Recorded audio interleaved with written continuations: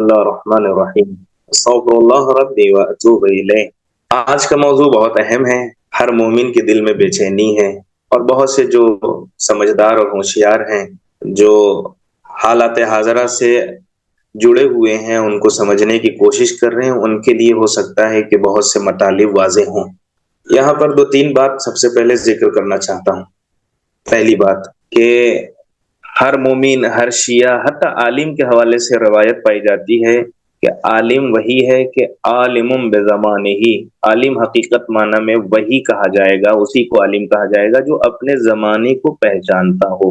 بہت سے لوگ ایسے ہیں جو بہت گزرے ہوئے زمانے میں زندگی بسر کر رہے ہیں، مگر اپنے زمانے کے مسائل کو وہ حل نہیں کرنا چاہ رہے، اور شاید ہم کو ایسا لگتا ہے، یا آپ بھی اگر غور و فکر کر رہے ہیں اور کرتے ہوں گے، تو یہ نتیجہ کہ آج جو ہماری عوام یا اچھے لوگ یا انسانوں میں جو دوریاں ہیں، اس کی وجہ یہ ہے کہ ہم نے اہل بیت کو کہیں کونے میں اپنے ذہن میں رکھا ہے، ان کو اپنی زندگی کے لیے نہیں تلاش کرتے ہیں کہ میری زندگی بہتر سے بہتر کیسے بنے، حالات کے مسائل کیسے حل ہوں، اگر دشمن ایسا ہو تو ہم کیسے اس سے برتاؤ کریں۔ یہ سارے سوالات، اس کا حل ہم تلاش نہیں کرتے۔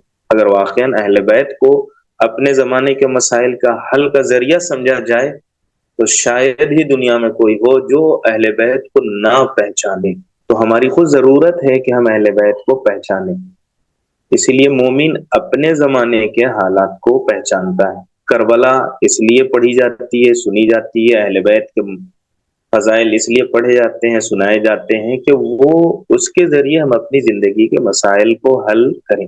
دوسری طرف سے دشمن ہر زمانے میں بہت مضبوط رہا، اس نے اپنی مضبوط چالیں چلی، دنیاوی اعتبار سے اس کی مضبوط چالیں رہیں، اور باطل بہت دور سے بہت اچھا لگتا ہے، چمکدار ہوتا ہے، اور اس کو وہ بہت جذاب بھی ہوتا ہے، مگر حقیقت میں وہ بہت کھوکھلا ہے۔ تو باطل نے ہر زمانے میں، آپ کبھی سے ایک سسٹم کے تحت دیکھا جائے، مولا علی سے بہتر رہبر نہیں ہو سکتا تھا، تو غدیر کے مقابلے میں سقیفہ کا ایک ڈھانچہ کھوکھلا تیار کیا گیا تاکہ وہ صحیح روٹ کے بجائے غلط راستے پر انسان جائے۔ اور یہ ہر زمانے میں، اللہ نے آدم کو جب پیدا کرنا چاہا تو وہیں پہ ایک شیطان کوئی ہو گیا، آدم کے زمانے میں مثلا ایک بیٹا اللہ والا ہوا تو ایک اللہ کے مقابلے میں کھڑا ہوا، موسیٰ کے زمانے میں، یعنی یہ بہکانے والے لوگ ہر زمانے میں الگ الگ آئیڈیا اور الگ نظریات اور الگ الگ اسلحوں کے ساتھ، نظریوں کے ساتھ وہ آتے رہتے ہیں۔ ہمارے زمانے میں بھی یہی مشکل ہے کہ ہمارے یہاں سیاست وغیرہ کی جو تعریف کی گئی، جو بہت بنیادی تعریف کہ سیاست کو دین سے الگ کر دیا گیا، کہا مولانا آپ سیاست پہ بات نہ کیجیے، آپ صرف مجلس پڑھیے، محراب میں رہیے، آپ سیاست پہ بات نہ کیجیے۔ حالانکہ سیاست اگر مولا علی والی پیش کی جائے جو عین حقیقت ہے، حالانکہ سیاست جب ہم لوگ ذکر کرتے ہیں تو ہمیشہ چوروں کا چہرہ سامنے آتا ہے، لٹوروں کا چہرہ، تو کہتے ہیں نہیں نہیں اہل بیت کچھ سیاست سے نہ جوڑے۔ نہیں، اگر مولا کائنات کی 4 سال 9 مہینے کی حکومت کو دیکھا جائے اور آخری امام جب آئیں گے ان کی حکومت کو سامنے رکھا جائے تو پھر سیاست ہی بہت سے مسائل کا حل ہے۔ سیاست کے ذریعے مثلا ہم لوگ انفرادی کام کر رہے ہیں، ایک ایک آدمی کو نمازی بنا رہے ہیں، پکڑ پکڑ کے عزاداروں کو شیعہ میں، مسلمانوں میں ہم نمازی بنا رہے ہیں۔ اگر ایک سسٹم کے تھرو ہو جائے تو ہر آدمی ایک سسٹم کے تحت مثلا قانون بن جائے کہ جسے بھی شادی کرنی ہے شیعہ سماج میں، اس کا نمازی ہونا 5 وقت کا شرط، اس کی شرط یہی ہے کہ 5 وقت کا وہ نمازی ہو، تو ہر آدمی چاہے گا کہ شادی تو کرنا ہی ہے، تو شادی تک پہنچنے کے لیے وہ خود بخود نمازی ہو جائے گا۔ یعنی کہنے کا مطلب یہ ہے کہ اگر سسٹم ہوگا تو بہت سے مسائل آسان ہو جائیں گے۔ میں نے ایک نماز کی مثال دی، اور بھی بہت سے مسائل ہیں، اسے سمجھا جا سکتا ہے۔ اب رہا مسئلہ یہ ہے کہ بہت کم عالم، اس میں مشکلات یہ بھی رہی کہ علماء بہت بصیر نہیں آئے، اپنے حالات سے ٹکرانے والے نہیں آئے۔ اچھا، حالات سب کو ایک جیسے نہیں ملے، ہر زمانے میں علماء کی ذمہ داریاں الگ تھیں۔ ایک زمانہ شروعات کا تھا جس زمانے میں بیج رکھے جا رہے تھے، بیج ڈالے جا رہے تھے، زمین زرخیز نہیں تھی، زمین کو زرخیز بنایا جا رہا تھا، بعد کے علماء کی ذمہ داری تھی تو زرخیز زمین میں صحیح بیج کا انتخاب کریں۔ پھر اس کے بعد کے علماء کی ذمہ داری یا مومنین جو سمجھدار تھے ان کی ذمہ داری یہ تھی کہ اس بیج کا صحیح ماحصل تلاش کیا جائے۔ مگر ہوا یہ کہ سب ایک دوسرے پہ منحصر رہے، ہر آدمی کی اپنی ذاتی کوشش، اور وہ ساری چیزیں ہوئیں جو ہم لوگ دیکھتے چلے آ رہے ہیں۔ مگر اللہ کا شکر ہے کہ اللہ نے اس زمانے میں ہمیں زندگی عطا فرمائی کہ جس زمانے میں ہم سیاست کو بھی سمجھ رہے ہیں۔ میں مسجد میں اپنے کئی مرتبہ ذکر کرتا بھی ہوں کہ آپ کبھی سوچ سکتے ہیں کہ ہم لوگوں کو جس طرح سے بتایا گیا، ہمیں سمجھایا گیا، ہماری جو تربیت کی گئی، ہم اپنے لوکل محلے کے ایشوز پہ کبھی بات نہیں کرنا چاہتے تھے یا سیریس ہو کے کبھی اس کے بارے میں سوچتے نہیں تھے۔ مگر یہ 1.25 سال کی غزہ کی جنگ نے ہم کو مسجد میں یا جہاں بھی یہ 1.25 سال سے تذکرہ ہو رہا ہے، ہم کو انٹرنیشنل سیاست پہ تبصرہ کرنے والا بنا دیا۔ یہ خود ایک پازیٹیو ہے۔ جیسے ایران میں کہا جاتا ہے امام خمینی نے کیا کیا، امام خمینی نے یہ کیا کہ بس میں چلنے والے لوگ بھی امریکہ کی سیاست پہ گفتگو کرتے ہیں کہ امریکہ کی یہ چال غلط ہے، امریکہ یہاں مار کھائے گا، امریکہ کی۔ یہ غزہ کی جنگ نے کیا کیا کہ شیعوں کو، اہل بیت کے چاہنے والوں کو اس معیار تک پہنچا دیا کہ اب لوگ جستجو میں ہیں۔ میں ایک دن مسجد میں ذکر کرتا ہوں، لوگ بعد میں خود سے جا کے جستجو کر کے آگے کی نیوز تلاش کرتے ہیں، ایک سے ایک اچھے چینل کی طرف پہنچ گئے، کوئی مثلاً کوئی ہندو چینل کی طرف پہنچ گیا، مگر سب الگ الگ چینل حق کی تلاش میں بڑھے۔ یعنی بہت پازیٹیو ہے کہ ہم لوکل سے اٹھ کر انٹرنیشنل سیاست پہ بات کرنے لگے اور ہمیں دنیا سمجھ میں آنے لگی۔ اب جہاں ہم امریکہ کی خیانتیں اور اس کی سازشیں اور اس کی مکاریاں اور اس کی سامراجوادی کو جہاں ہم لوگ ذکر کرتے ہیں، تو اس کے مقابلے میں اب ہم لوگوں کو یہ اپنے یہاں کے چھوٹے موٹے چور اور جو نظر آتے ہیں، یہ ایک دم لگتا ہے یہ چھوٹے ہیں، اصل ٹکراؤ وہاں سے، اگر وہاں ہم جیت گئے تو بہت سے مسئلے آسان ہو جائیں گے۔ اسی لیے آپ دیکھیے گا کہ ہم کو چھوٹے چھوٹے مسئلوں میں الجھانے کے لیے پارا چنار اور اس طرح کے شیعہ پر ظلم ہر جگہ ہونے والے ایسے مدعے چھیڑے جاتے ہیں کہ ہم اصل ظالم کے مقابلے سے ہٹ کر اس سے ہمارا ذہن دور ہو جائے اور ہم چھوٹے مدعے پہ، پارا چنار کا مدعا حالانکہ چھوٹا نہیں ہے، پارا چنار میں تقریباً کافی دنوں سے دوائیوں کی مشکلات ہے، وہاں 70 سے زائد بچے ابھی شہید ہو چکے ہیں، وہاں کے معاملات بہت، مگر ایک پازیٹیو چیز یہ ہے کہ پاکستان کے علماء عوام کے ساتھ احتجاج کر رہے ہیں۔ انشاءاللہ کہ جو قوم احتجاج کرتی ہے، اپنے مسائل پہ، اپنے مدوں پہ لڑتی ہے، اپنے مدوں کو رکھتی ہے، وہ اسے کامیابی ملتی ہے۔ قربانیاں ہیں، دو چار 10 100 200 300 جانے جائیں گی، مگر اس کے عوض میں ہزاروں 2 لاکھ 10 15 لاکھ لوگوں کی عزت اور شان و شوکت بچ جائے گی۔ 2 4 10 1000 200 300 لوگ شہادتیں دیں گے اور نتیجہ اسے ملے گا۔ مگر ہم ہندوستان میں رہتے ہیں، ہمارے یہاں اس طرح کے مسائل پہ کبھی، ہم لوگ تو چھوٹے چھوٹے مسئلوں پہ صرف جمع ہوتے ہیں۔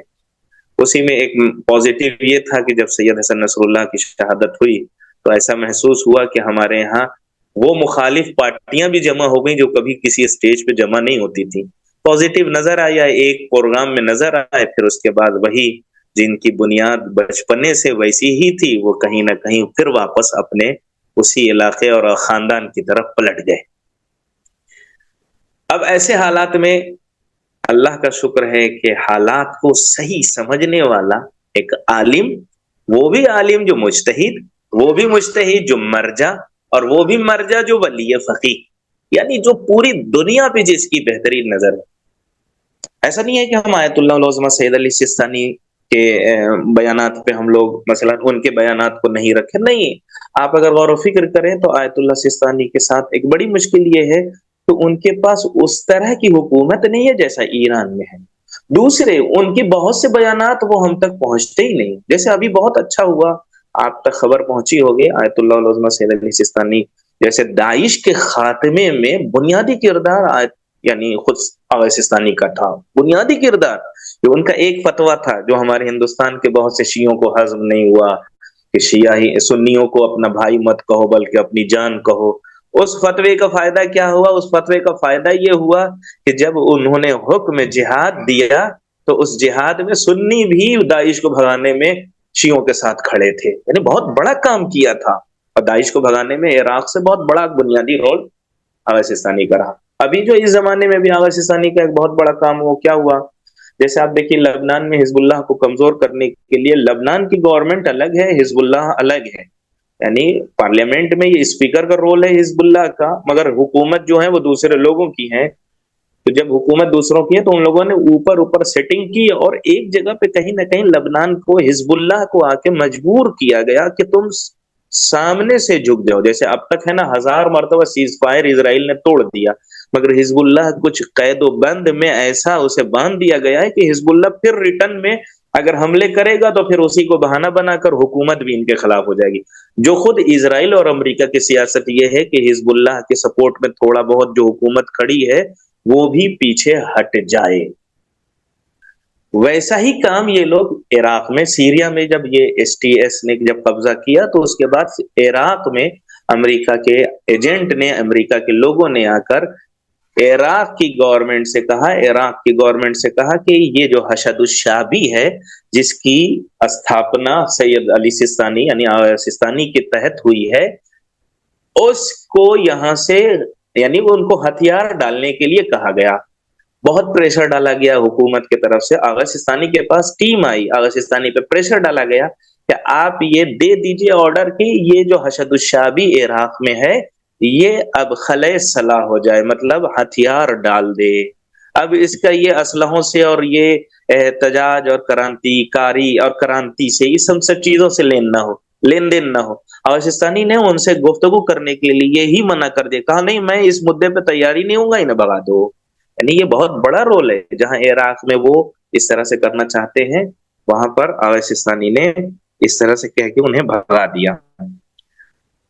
اب رہا مسئلہ یہ کہ ہمیں جس زمانے میں ہم نے زندگی ملی ہے اس زمانے میں رہبر کی بصیرت، پوری دنیا ان کی بصیرت کو سامنے رکھتے ہوئے جو یہ کہتے ہیں، ہم نہیں، سید حسن نصر اللہ نے کہا 27 سال میں ایک بات بھی آغا رہبر سے ایسی زبان سے سامنے آئی ہی نہیں جو بعد میں پوری نہ ہوئی ہو.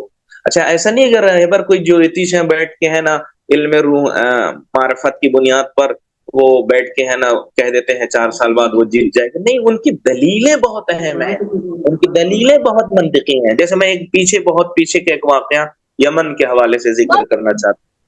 جب یمن میں سعودی عرب لگاتار حملے کر رہا تھا تو رہبر نے یمن کے حوالے سے ایک بیان دیا تھا. اس زمانے میں تو رہبر نے کہا یمن کی جیت یقینی جیت ہے. کہا کیوں؟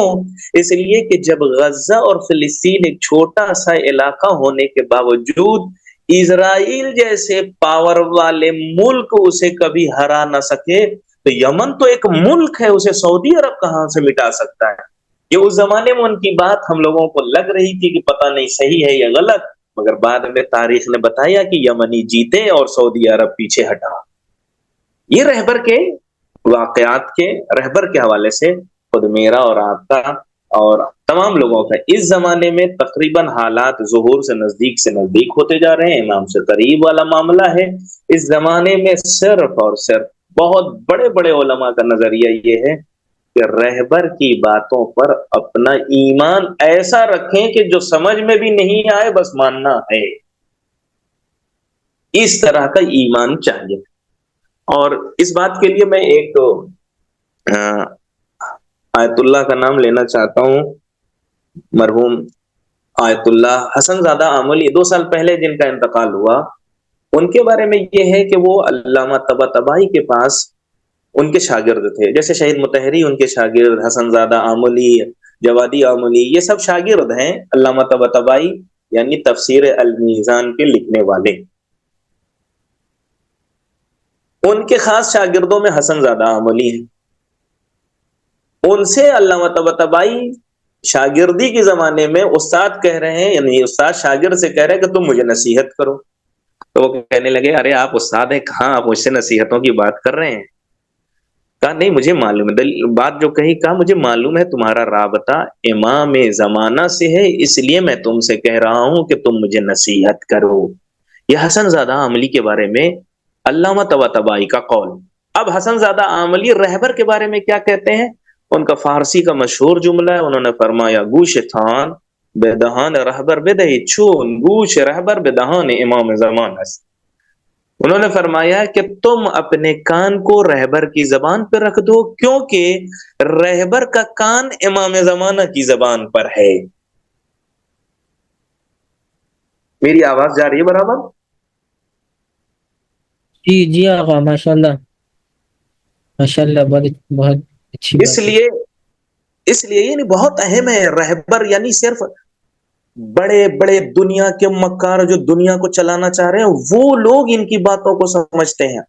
अब उसी को देखते हुए जहां सीरिया के मामलात हुए, अचानक तहरीर शाम को अचानक बनाया गया, वो आया, वो कब्जा किया, तुर्की आया, उर्दुगान आए, और सारे सारे मामलात हुए। उसके बाद अब रहबर ने जो स्पीच दी है, मुख्तलिफ इलाकों से आए हुए लोगों से एक मुलाकात थी, उस स्पीच का नाम ही दिया था रहबर ने तहव्वुलात मंतक़े, यानी इस इलाके में जो तहव्वुलात हो रहे हैं, जो तगय्युर तबद्दुल हो रहा है, जो तब्दीली आ रही है, उसको एक महवर बनाकर रहबर गुफ्तगू कर रहे हैं। और इसी के कुछ जुमले ऐसे हैं कि जो बहुत यकीनी तौर पर हम लोग सामने महसूस कर रहे हैं।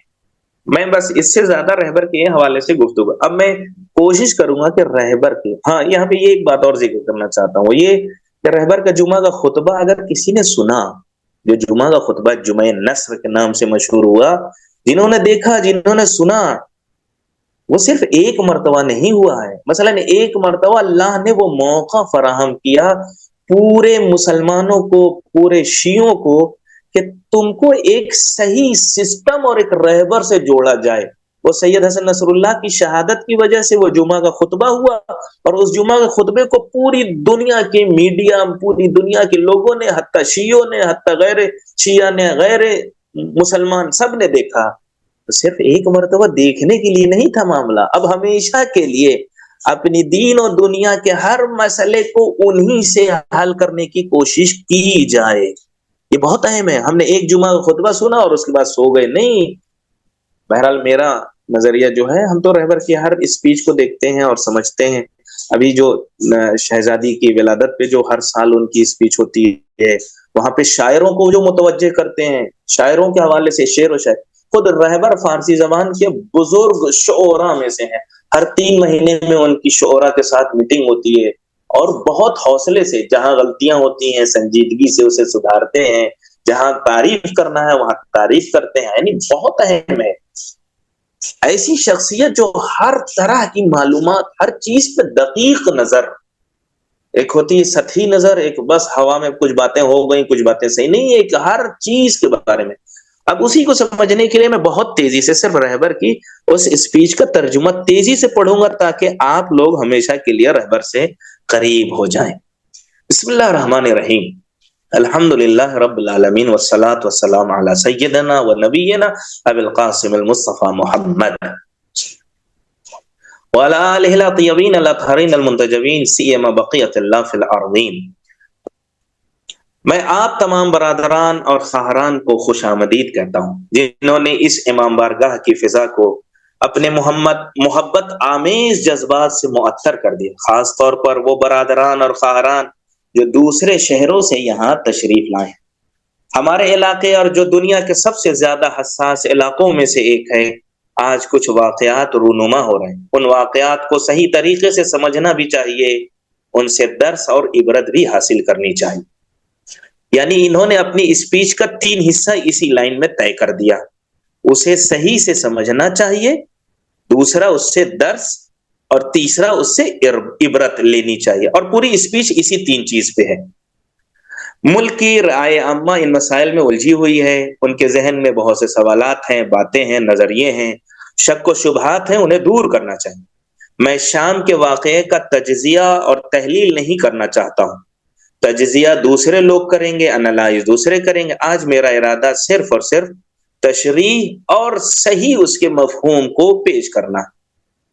एक लफ्ज रहबर की जबान में तबईन बहुत अहम है, यानी किसी भी मसले का हल यह है कि तबईन उसे सही से किया जाए।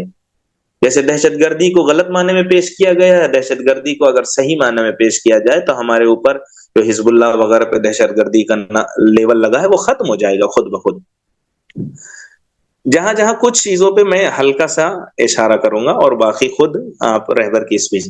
तशरीह से मेरी मुराद ये है कि जो कुछ हुआ है और शायद कोशिश की जा रही है कि उसे नजरों से दूर रखा जाए, उसे जहां तक हम देखते हैं और समझते हैं बयान करूं। और तस्वीर कशी का मतलब यह है कि आज अपने मारूजात के दौरान हमारी अपनी सूरत हाल, हमारे अपने इक़दामात, खित्ते की सूरत हाल, इलाके के मुस्तकबिल को अपने फहमो इदराक के मुताबिक बयान कर दिखाऊं। ये इन बातों का खुलासा और महासल है जो मैं आज अर्ज करूंगा। یعنی بہت اہم ہے۔ سب سے پہلے تو یہ کہ اس بات میں شک نہیں کرنا چاہیے کہ جو کچھ شام میں ہوا وہ ایک مشترکہ امریکی اور صہیونی سازش کا نتیجہ ہے۔ آپ اگر شروع کے 10 دن دیکھیں جہاں پہ یہ سیریا میں یہ ترکی اردوغان قبضہ کر رہا تھا اور یہ ایس ٹی ایس آئے تھے، تو امریکہ اور اسرائیل تو کہہ رہے تھا ہمارا کوئی لین دین نہیں ہے، یہ پہلی مرتبہ رہبر نے آ کے سامنے رکھا، اور اس صرف کہا نہیں، دلیل۔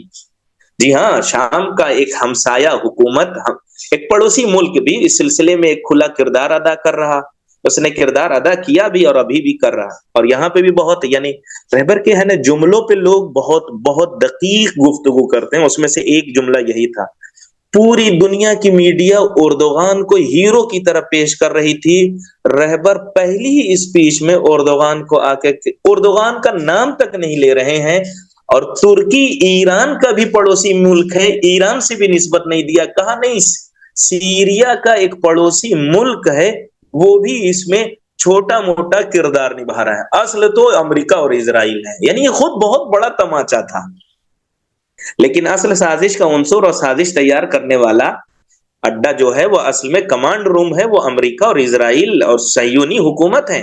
ہمارے پاس اس کے قرائن اور دلیل موجود ہیں، اور اس دلیل کی وجہ سے کوئی شک کی گنجائش نہیں بچتی۔ انہی قرائن میں سے ایک، اس واقعے کے سلسلے میں ان کا رویہ کسی ملک میں، کہہ رہے ہیں کسی ملک میں، چاہے آپ اس ملک کی حکومت سے اتفاق نہیں رکھتے ہو، جنگ ہو جاتی ہے، دو گروہ آپس میں ٹوٹ پڑتے ہیں، یہ چیز ہر جگہ ہوتی ہے، آپ کیوں وہاں کود رہے ہیں؟ جو خبریں دی گئی ہیں ان کے مطابق صہیونی حکومت نے شام میں 300 سے زیادہ مقامات پر بمباری کی۔ جب رہبر یہ 11 دسمبر کو گفتگو کر رہے ہیں اس وقت کی خبر ہے اتنی، کیوں؟ اگر اس واقعے میں آپ کا کوئی لین دین نہیں ہے تو کیوں انٹری کر رہے ہیں؟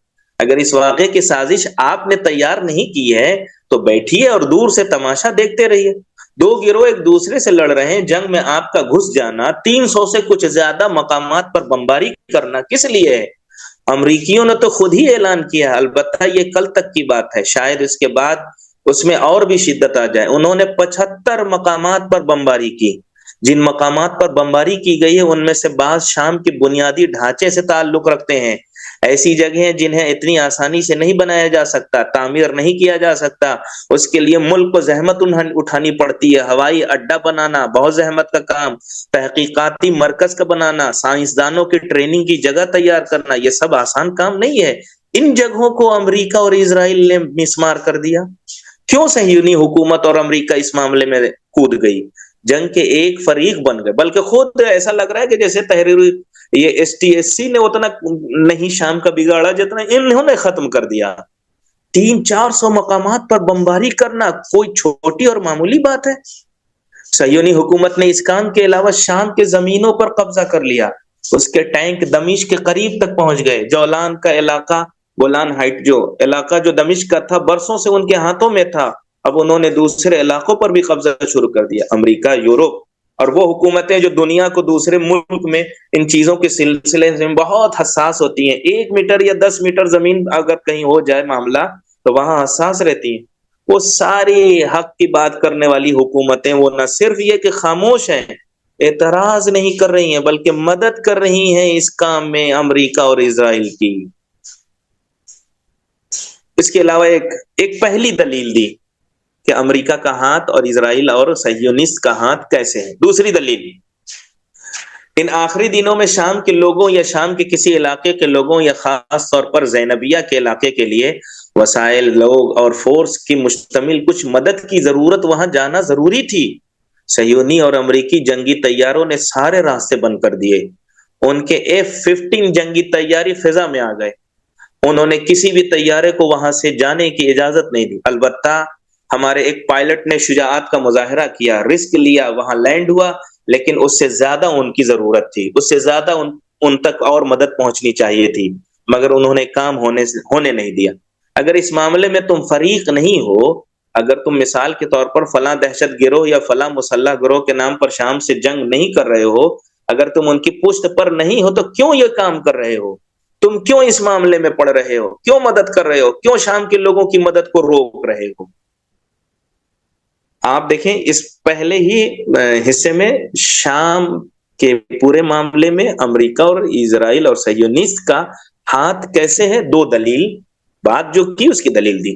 البتہ ان حملہ میں سے ہر ایک کا جو بھی آئے ہیں وہاں پہ وہ سب کا الگ الگ مقصد ہے، سب کے مقاصد ایک دوسرے سے الگ ہیں. شام کے شمال یا شام کے جنوب کے بعض فریق، کچھ لوگوں کا مقصد صرف زمین پر قبضہ کرنا ہے، لیکن امریکہ جو اس مسئلے میں کودا ہے اس کی وجہ یہ ہے کہ وہ چاہتا ہے، جسے رہبر ہے نا، یہ لوگ میڈلسٹ کہتے ہیں، رہبر میڈلسٹ لفظ سے مثلا احتیاط کرتے ہیں اور کہتے ہیں نہیں، غرب آسیہ، مڈل ایسٹ کی جگہ پہ غرب آسیہ کہا. اس خطے میں امریکہ اس لیے کودا ہے کہ چاہتا ہے اپنے پیر مضبوطی سے جمائے، اور کہتے ہیں وقت بتائے گا انشاءاللہ وہ ان میں سے کوئی بھی مقصد حاصل نہیں کر پائیں گے.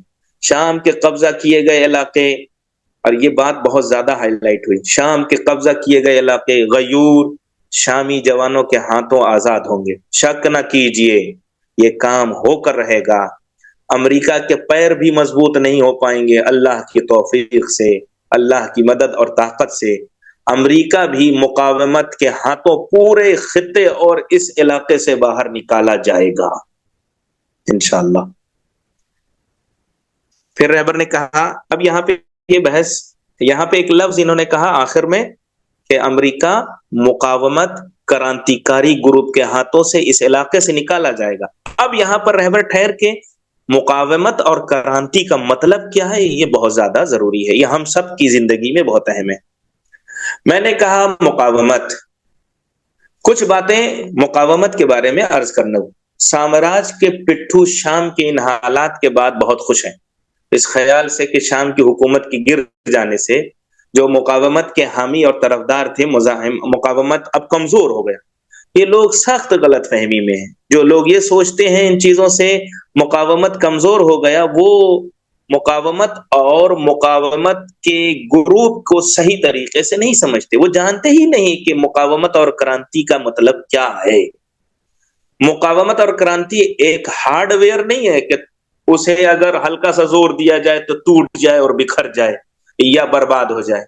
مقاومت اور کرانتی ایک ایمان ہے، ایک سوچ ہے، ایک قلبی اور قطعی عزم اور ارادہ ہے.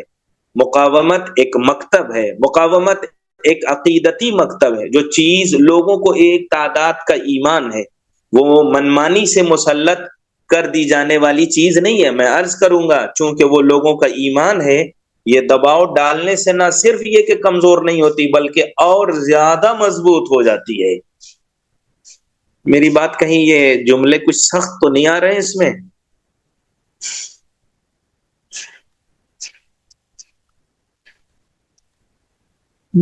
آغا سمجھ میں آ رہا ہے کافی حد تک ماشاءاللہ سے. ٹھیک. مقاومت کے افراد اور لوگوں کا جذبہ خباثتوں کو دیکھ کر زیادہ مضبوط ہوتا ہے.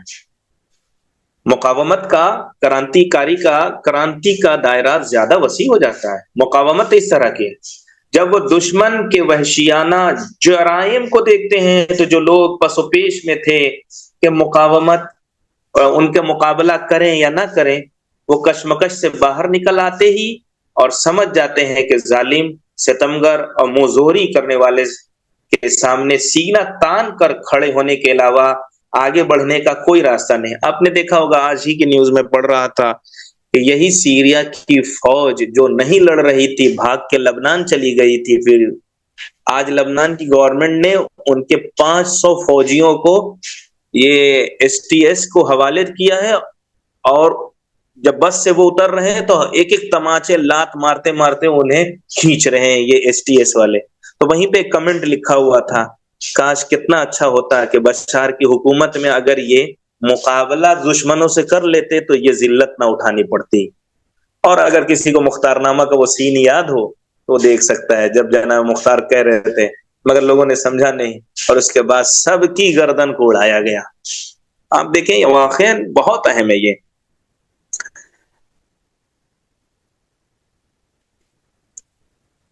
استقامت کا مطلب کیا ہوا؟ استقامت یعنی سینہ تان کر کھڑے ہونے کے علاوہ آگے بڑھنے کا کوئی راستہ، ڈٹ جانا. یہ ہے مقاومت اور کرانتی. استقامت دکھانی چاہیے. مقاومت کا یہ ایک مطلب ہے. آپ حزب اللہ اب دلیل میں لے کے آ رہے ہیں سامنے کی مثال. اچھا، یہ جو رہبر اسپیچ دے رہے ہیں نا، ایران کے حالات خود ایران کو لے کر بہت خراب نظریات کو پیش کیے جا رہے ہیں امریکہ کی سیاست کی وجہ سے. ایسی گفتگو کر رہے ہیں کہ جس میں خود وہاں ایران کے لوگوں کو بھی میسج پہنچتا رہے. آپ حزب اللہ لبنان کو دیکھیے، حماس کو دیکھیے، جہاد اسلامی کو دیکھیے، فلسطین کے مجاہدین کو دیکھیے، ان پر کتنا زیادہ دباؤ پڑا. حزب اللہ پر جو مصیبت آئی کیا وہ مذاق تھی؟ حزب اللہ نے سید حسن نصر اللہ جیسی ہستی کو کھویا، یہ کوئی معمولی بات تھی؟ حزب اللہ کے حملے، حزب اللہ کی طاقت، حزب اللہ کی مضبوط ہاتھ اس واقعے کے بعد پہلے سے زیادہ اور مضبوط ہو گئے. دشمن بھی اسے سمجھ گیا اور مان گیا. انہوں نے سوچا کہ اب جب کہ انہوں نے ان کے لیڈر کو مار دیا ہے تو وہ لبنان میں گھس سکتے ہیں، لبنان کی زمین کو قبضہ کر سکتے ہیں، حزب اللہ کو پیچھے ڈھکیل سکتے ہیں. مثال کے طور پر دریائے لیتانی تک، اور خود آگے آ سکتے ہیں، وہ آگے نہیں آ سکے. حزب اللہ پوری طاقت کے ساتھ ڈٹ گئی. اس نے ایسا کام کیا، خود انہوں نے آگے بڑھ کر کہا سیز فائر. اسرائیل نے مجبوری میں سیز فائر کیا ہے. کہا اسے کہتے ہیں کرانتی، اسے کہتے ہیں مقاومت، اسے کہتے ہیں مقابلہ. اب بہت سے لوگ کہتے ہیں کہ وہ حماس کی جنگ سے پہلے ہی غزہ کی جنگ سے پہلے حزب اللہ کی جنگ، یہ سیز فائر ہونا ٹھیک نہیں ہے. ارے آپ دیکھیے کہ جو اسرائیل ہر ملک میں گھس کے زمین پہ قبضہ کر رہا ہے، وہ 60 دن لبنان کی زمین پر انٹر ہونے کے بعد ایک رتی زمین لے نہ پایا. یہی تو اسرائیل کی ہار ہے نا. اور حزب اللہ کی یہی جیت ہے کہ جس وہ پلان کے ساتھ اسرائیل اندر آیا تھا وہ اسے پورا ہی نہیں کر پایا. یہ جیت ہے، یعنی یہ خود بہت بڑی جیت ہے. اب یہاں دوسری مثال دے رہے ہیں. آپ غزہ کو دیکھیں، اس وقت 1 سال اور کچھ مہینے کا عرصہ ہو چکا ہے جب وہ غزہ پر بمباری کر رہے ہیں. انہوں نے یحییٰ سنوار جیسے غزہ کے نمایاں افراد کو قتل کر دیا، شہید کر دیا، اور اس کے باوجود بھی لوگ ڈٹے ہوئے ہیں. وہ یہ سوچ رہے تھے کہ لوگوں پر دباؤ ڈالیں گے تاکہ وہ خود ہی حماس کے خلاف کھڑے ہو جائیں، لیکن معاملہ اس کے بالکل برخلاف ہوا. لوگ حماس کے زیادہ اور حامی ہو گئے. جہاد اسلامی کی بھی اسی طرح فلسطین کے اور دوسرے گروپ کا بھی ایسا ہے. یہ ہے مقاومت، یہ ہے کرانتی. اس پر جتنا بھی دباؤ ڈالو وہ زیادہ مضبوط ہوگا. جتنے بھی جرائم کیے جائیں گے اس کا جوش و جذبہ اور بڑھتا جائے. اس سے جتنی بھی جنگ کی جائے گی وہ اور پھیلتا جائے گا. اللہ کی مدد اور قوت سے مقاومت اور مزاحمت کا دائرہ ماضی سے زیادہ پورے علاقے میں پھیل جائے گا. یہ رہبر کی ایک دلیل ہے. کیوں؟ اس لیے کہ یہ جو جنگ ہو رہی ہے اسرائیل والی، اس میں پورے 57 ملک، امریکہ، اسرائیل، جہاں بھی سامراج واد ہے، ساری جگہ کے اصل حکومت کے لوگ ڈرے ہوئے ہیں. اگر یہ ایک جگہ پہ کامیاب ہو جا رہے ہیں یہ کرانتی والا معاملہ، تو ہر جگہ، تو رہبر کیا کہہ رہے ہیں، ہر علاقے میں کرانتی کاری گروپ بڑھ جائیں گے، خود بخود ہوگا. پھر اس کے اوپر بھی دلیلیں وہ لے کے آتے ہیں کہ یہ جو میں کہہ رہا ہوں اس کے اوپر بھی دلیلیں ان کی ہیں. وہ جاہل ایک ہے نا، ایک رپورٹر نے کہہ دیا تھا کہ اب ایران کمزور ہو گیا اس لیے کہ حزب اللہ کمزور ہو گیا. اب اس کے اوپر ایک رہبر نے کہا وہ جاہل اور مقاومت کے مفہوم سے بے خبر تجزیہ نگار یعنی نیوز رپورٹر، جب مزاحمت اور مقاومت کمزور ہو گئی تو اب اسلامی ایران بھی کمزور ہو جائے گا. کہا میں عرض کرتا ہوں اللہ کی مدد اور طاقت سے، اللہ کی اجازت سے ایران قوی، طاقتور اور اس سے بھی زیادہ اور طاقتور ہو گیا ہے اور ہے. مقاومت کے بارے میں ایک اور بات عرض کروں. پہلے تو یہ بتاؤں کہ مقاومت کا مطلب کیا ہے. مقاومت کا مطلب امریکہ اور کسی بھی دوسری سامراجواد طاقت کے سامنے مقابلہ کرنا، ڈٹ جانا، یہ ہے مقاومت، یہ ہے کرانتی، یہ ہے مقاومت کا معنی. یہ ہے مقاومت، ان طاقتوں کی چمچہ گیری نہ کرنا. مقاومت کا مطلب ہے وہ قومیں امریکہ وغیرہ جیسوں کی برتری کی غلام نہ بنے. جیسا کہ آپ دیکھیے پورے اس 57 ملک میں مسلمانوں کا رول کیا رہا، وہ بس جوتیاں اٹھانے کا کام کر رہے تھے اور کچھ نہیں. مجھے حکومتوں سے مطلب نہیں ہے. اقوام مقاومت کو اہمیت دیتی ہے. مقاومت کی جڑیں قوم اور قوم ایمان سے جڑی ہوئی، ان کے عقیدے سے جڑی ہوئی. آپ نے دیکھا غزہ کی حمایت میں خطے کے اقوام نے کیا کیا. ان لوگوں نے جن کی زبان ان کی زبان سے نہیں ہے، جنہوں نے ان کو دیکھا نہیں، جو ان کے علاقے کے نہیں ہے، اس کے باوجود بھی یہ مقاومت کی وجہ سے پورے لوگ فلسطین اور غزہ کے سپورٹ میں اور حمایت میں کھڑے ہوئے، صہیونی حکومت کے خلاف اور غزہ کے لوگوں کے حق میں استقامت دکھائی۔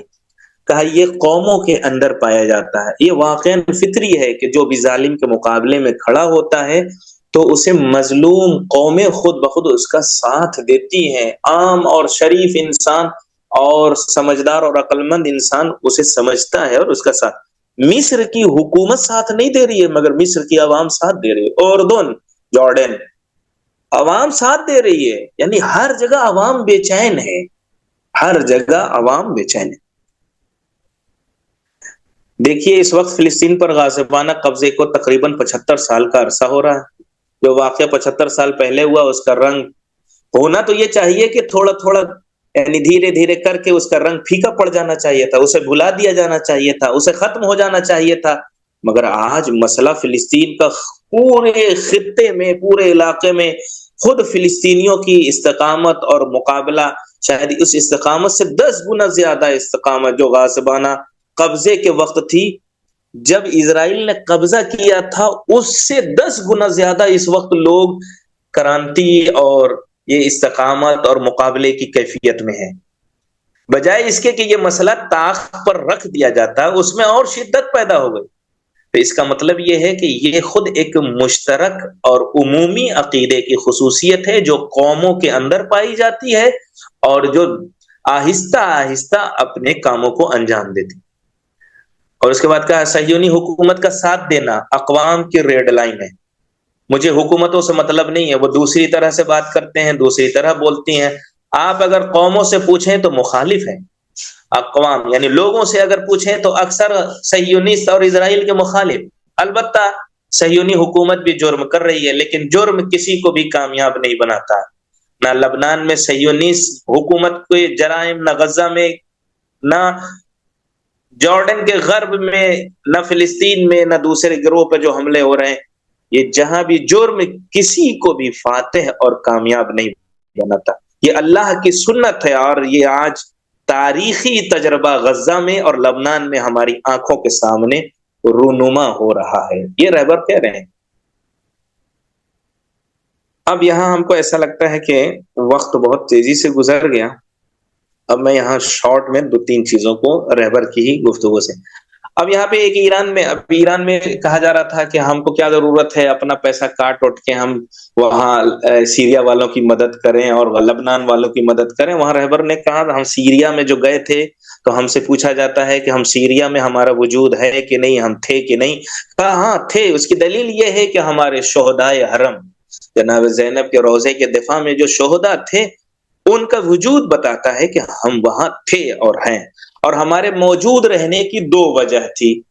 پہلی وجہ یہ بتائی کہ ہمارے موجود رہنے کی پہلی وجہ یہ کہ ہمارے مقدسات کا معاملہ تھا، اور وہ جو داعش آیا تھا جس کا نام رہبر نے رکھا داعش، یعنی ایک ایسا بم، ایٹم بم جو ناامنی کا ہو، بد امنی کا ہو، جو پورے علاقے میں صرف قتل و غارت کرنا چاہ رہا تھا، جو ہر روزے کو مسمار کر رہا تھا، اس کے مقابلے میں ہمارے لوگ وہاں پہنچے تھے۔ کیوں؟ اس لیے کہ وہاں ہمارے مقدسات کی بات کہہ رہے ہیں کہ ہمارا کوئی بھی مومن جوان یہ برداشت ہی نہیں کر سکتا کہ اہل بیت اطہار کے روزوں سے بدتمیزی کی جائے اور ہمارا مومن خاموش ہو جائے۔ یہ ہماری خود غیرت تھی۔ پھر اس کے بعد اور انہوں نے وہ بات کہی کہ ہم شام کی مدد اس لیے کر رہے ہیں، کہہ رہے ہیں کہ کسی کو پتہ ہو نہیں معلوم، بہت سے لوگ نہیں جانتے ہوں گے، بشار اسد کے گھر والوں نے اس وقت ہماری مدد کی تھی جس وقت ساری دنیا صدام کا ساتھ دے رہی تھی، مگر اس وقت تو اگر ہم نے بشار کا ساتھ دیا ہے تو اس نے ہمارا بھی ساتھ دیا۔ پھر ایک مرتبہ تھوڑا سا ایک لہجے میں بھی وہ انداز تھا رہبر کا، مگر یاد رہے کہ بشار اسد اور شام نے ہم سے بدلہ بھی لیا اور بہت خطرناک بدلہ ہم سے لیا۔ یعنی یہ جو سیریا ہم لوگوں کے ہاتھ سے چلا گیا یہ بہت اچھی خبر نہیں تھی، یہ میرا جملہ ہے آخر میں۔ مگر ہاں سیریا ایک حزب اللہ تک سارے سامان پہنچنے کا راستہ، مگر بہت سی چیزیں ہیں۔ داعش کو ختم کرنے کے بارے میں کہا، اس کے بعد کہا کہ یہ جو ہم شام میں تھے، ہمارے لوگ اور ہمارے کمانڈرز وہاں تھے، اس کی ایک وجہ یہ بھی تھی کہ داعش کو اگر وہاں نہ روکا جاتا تو یہی داعش ہمارے ایران میں یہ قبضہ کرنے والے تھے، اور اس طرح کے بہت سے واقعات ایران میں ہوئے۔ پھر ایک حدیث مولا کائنات کی ذکر کرتے ہیں، مولا کائنات کی حدیث جو بہت اہم ہے، اور وہ ہماری زندگی میں بھی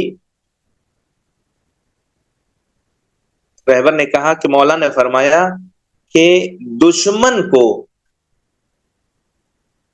اپنے گھر میں آنے سے پہلے اگر دشمن سے مقابلہ اپنے گھر میں کرو گے تو ذلیل و رسوا ہو جاؤ گے، تو دشمن کو اگر ختم کرنا ہے تو اسی جگہ پہ ختم کر دو جہاں سے وہ اٹھ رہا ہے۔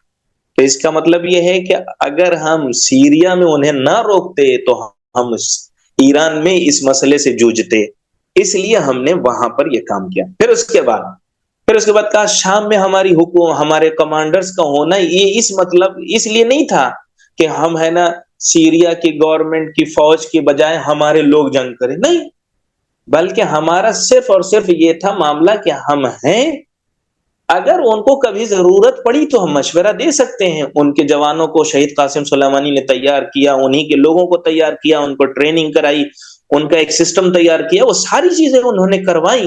یعنی اس کا مطلب ہرگز یہ نہ سمجھا جائے کہ ایران وہاں پر لڑے گا، اور اسرائیل یہ سمجھ کے چلا تھا کہ وہ یہ لوگ لڑیں گے تو یہاں پہ ایران آئے گا اور ایران آ جائے گا، وہ نہیں، ایران آیا ہی نہیں۔ اور یہاں پہ ایک میسج یہ بھی کلیئر ہو گیا بہت اہم، کہ جہاں ولایت فقیہ، رہبریت، مرجیت، یہ تقلید، یہ کانسیپٹ جہاں ہے اور جہاں پہ وہ آیت اللہ خامنائی کو مان رہے ہیں، وہاں اسرائیل 60 دن میں لبنان میں گھسنے کے بعد باہر ہو گیا، اور جہاں ایران سمرتھن میں تھا ہی نہیں، اسے 10 دن میں آسانی سے لوگوں نے جیت لیا۔ تو ہماری زندگی کے لیے بھی کھلا میسج ہے، یہ ایک دم کھلا میسج ہے، یعنی کوئی اس میں شرمندگی نہیں ہے۔ پھر اس کے بعد رہبر نے اپنی فوج پر، سپاہ پاسداران اور اپنے ایران کی فوج پر کہا فخر مباحات کیا، کہا یہ فخر مباحات کی جگہ ہے، ہم لڑتے تو کیسے لڑتے؟ اس لیے کہ سیریا کی فوج خود ہی لڑنا نہیں چاہتی تھی، حالانکہ ہمارے لوگ گئے وہاں پر مدد پہنچانے کے لیے، مگر اس کے باوجود بھی ہم تیار تھے، مگر اس کے باوجود وہاں کے لوگ ہی لڑنا نہیں چاہ رہے تھے۔ جب وہ لڑنا ہی نہیں چاہ رہے تھے تو پھر ہم کیسے ان کا ساتھ دیتے؟ مگر اس کے مقابلے میں ہمارے قوم، ہمارے جوان، ہمارے سپاہ پاسداران، ہمارے بسیجی، یہ ہماری قوم کی آن و جان بان ہے، یہ ساری چیز تعریف کی انہوں نے۔ اور اس کے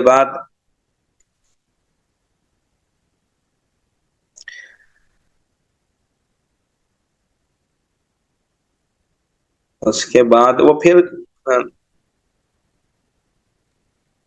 یہ کہا کہ ہم سیریا میں، ہم نے بتایا تھا، ہمارے لوگوں نے کئی مرتبہ جا کر انہیں خبر دی تھی کہ تمہارے اوپر اس طرح کے کام چل رہے ہیں، اپنے آپ کو سنبھالو، مگر کچھ سالوں پہلے ہی، 1-1.5 سال پہلے ہی بشار اسد کی حکومت نے حزب اللہ اور کرانتیکاری گروپ کو دھیرے دھیرے اپنے سے دور کر دیا تھا، جس کی وجہ سے جو اسے فائدہ پہنچنے والا تھا وہ فائدہ نہیں پہنچ سکا، جو اس کے لیے فائدہ مند چیز تھی اسی کو اس نے نقصان میں تبدیل کر دیا۔ اگر وہ ہمارے گروپ یا ہمارے یہ جو تنظیمیں تھیں ان سے اگر جڑے رہتے تو بہت اچھا۔ اس کے بعد کہتے ہیں، یاد رہے بس آخری مرحلہ، کہہ رہے ہیں کہ باہر کا کوئی بھی رپورٹر، کوئی بھی اگر خوف دشمن کا اپنے لوگوں میں پھیلائے تو باہر والا بھی بخشا نہیں جانا چاہیے، اور کہتے ہیں اگر اپنے اندر بھی کوئی اگر خوف پھیلائے تو اسے بھی بخشا نہیں جانا چاہیے، وہ جرم ہے۔ اس لیے کہ ایران میں ابھی بہت سے لوگ رہبر ہی کے خلاف کام کر رہے ہیں اور ڈرا رہے ہیں، اگر ہم یہ نہیں کریں گے، امریکہ سے اگر وہ کیا نام ہے ڈیل نہیں کریں گے، پرمانو بم والی اگر بات نہیں کریں گے تو یہ ہمارے سینکشن ختم نہیں ہوں گے، یہ نہیں ہوں گے، وہ نہیں ہوں گے۔ یہ جو خوف کہا، یہ مجرم ہے اسے، اور رہبر کا کام یہ ہے کہ صرف کانسیپٹ دیں گے، مگر یہ ہے کہ لوگ بیدار ہو کر معین کریں کہ یہ غلط ہے اور اسے ہٹایا جائے حکومت سے۔ رہبر ڈائریکٹ آ کے نہیں کہیں گے کسی کو بھی، مگر ہاں ایک کانسیپٹ دیا ہے۔ اس کے بعد کہا یاد رہے، زندگی میں بھی، ہر گروپ میں، ہر علاقے میں، ہر ملک میں ہمیشہ زندگی کے 2 پہلو ہوتے ہیں، یا وہ کامیابی کی طرف جاتا ہے یا ناکامی، یا نشیب یا فراز۔ تو یاد رہے جب وہ کامیابی کی طرف جا رہا ہے تو مومن کو کبھی غرور نہیں کرنا چاہیے، اور جب وہ ناکامی کی طرف جا رہا ہے تو کبھی بھی مایوس نہیں ہونا چاہیے۔ مایوسی تمام تمام خطرناک چیزوں میں سے سب سے خطرناک چیز جو ہے وہ مایوسی ہے۔ تو ہمیں اس زمانے میں مایوس نہیں ہونا چاہیے۔ انشاءاللہ سیریا کے جوان خود سیریا میں انقلاب لائیں گے، وقت لگے گا مگر وہاں ہم اپنی آنکھوں سے یعنی وہاں انقلاب آئے گا، اور یہ جو حکومت آئی ہے یہ چند دنوں میں ختم بھی ہو جائے گی۔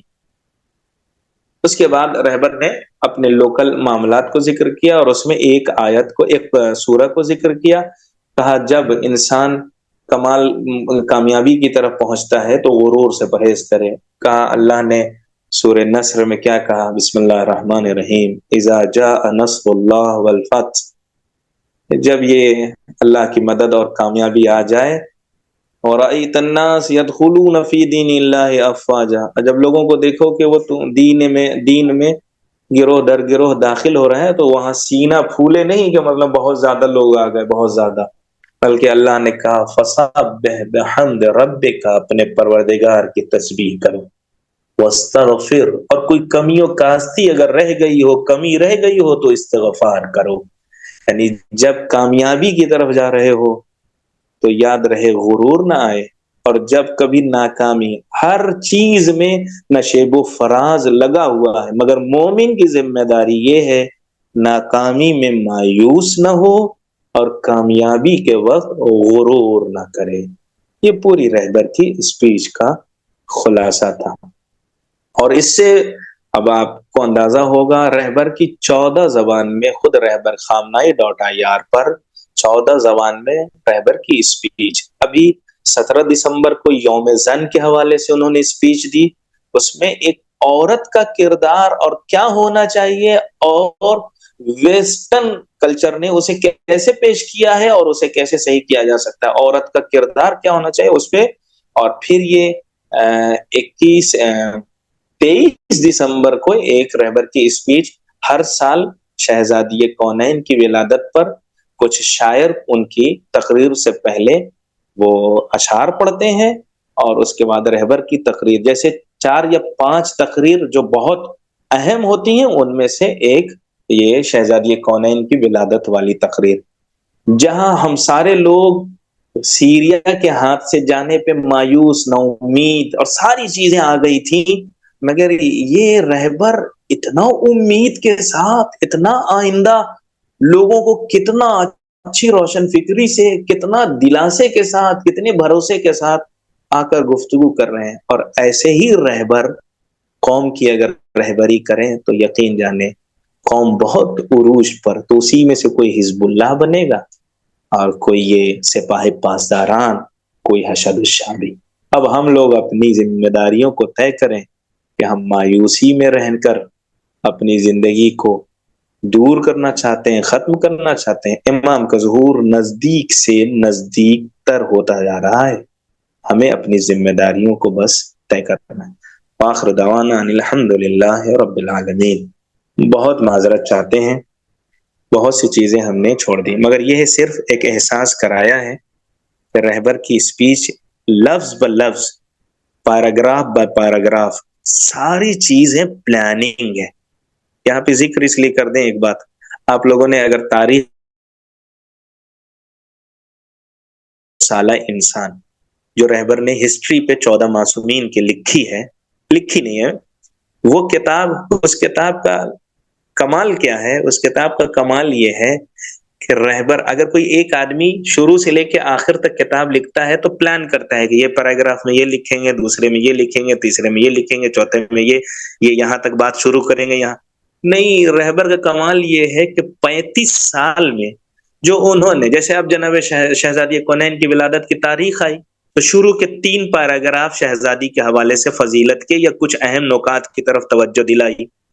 وہ پتا چلا رہبر کی وہ جو کتاب لوگوں نے جو تیار کی ہے، ان کی ٹیم نے تیار کی ہے، ایک پیراگراف آج کے 35 سال پہلے جو بیان دیا تھا وہاں کی اسپیچ سے لیا گیا، دوسرا پیراگراف ابھی 3 سال پہلے کی اسپیچ سے، 3 سال نہیں 10 سال پہلے کی اسپیچ سے لیا گیا، اس طرح سے جب وہ تیار الگ الگ پیراگراف کو ایک ساتھ رکھا گیا ہے تو ایک ایسی زندگی سامنے آئی جسے سوچا نہیں جا سکتا. اور وہ 250 سالہ انسان کتاب اگر کوئی پڑھے تو انسان کا نظریہ بدل جائے اہل بیت اطہار کو دیکھنے کا.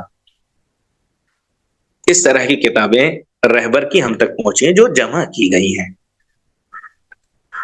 بس یہیں پہ میری بات ختم ہوتی ہے. وآخر دعوانا ان الحمد للہ رب العالمین.